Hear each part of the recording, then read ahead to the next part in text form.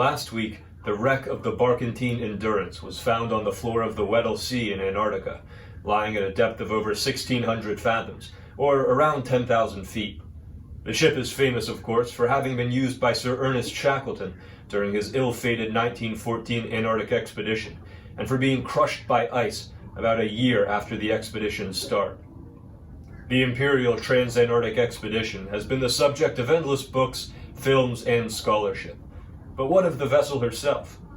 Well, as I mentioned, Endurance was a barquentine, meaning that she was a three-masted ship carrying square canvas on her foremast and then fore and aft rigged on the main and mizzen. In addition to her sails, Endurance was fitted for auxiliary steam and was capable of a very respectable 10 knots under power. Built by the Norwegians, who know a thing or two about icebreakers, she was double-framed and cross-braced to stand up to the Arctic sea ice for which she was intended. Alas, it did her little good in the Antarctic pack. On January 18, 1915, about a month after entering the Weddell Sea, Endurance became trapped in the ice.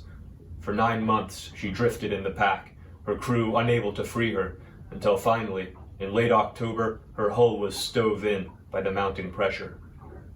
Unable to keep up with the water and ice that were quickly filling her lower decks, the pumps were abandoned, and Endurance went to the bottom of the Weddell Sea, her colors fluttering from the mizzen masthead.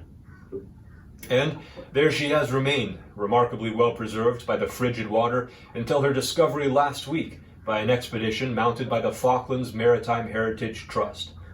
The ship used by the Trust is a Gullis II, a Finnish-built icebreaker launched in 2012, exactly 100 years after Endurance. Ice can be a formidable adversary for any ship, and even our own Providence had a scrape with the stuff earlier this winter. At the end of January, the Potomac froze, a rare occurrence for this tidal and brackish body of water. The bubblers, intended to prevent ice from forming around the hull, were no match for the floes that jammed up between ship and dock and piled in sheets around the rudder. Fortunately, due to the constant efforts of the captain and crew, Providence came through the freeze intact, but it was a sobering reminder of the destructive power of ice, even here in the relatively balmy Virginia climate.